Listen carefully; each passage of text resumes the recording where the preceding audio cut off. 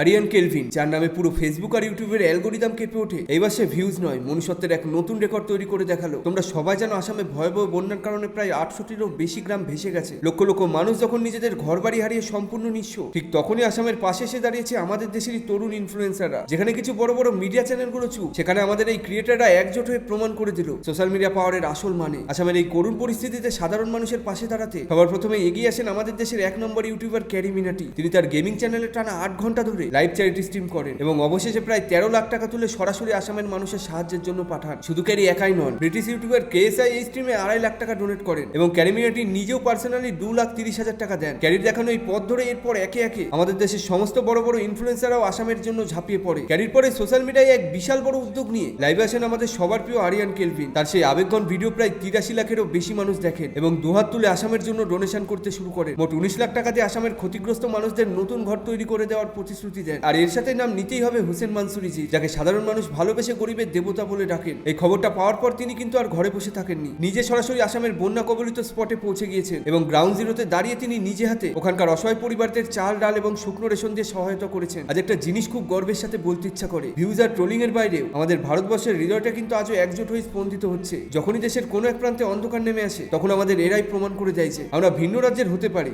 কিন্তু বিপদের দিনে সবাই এক।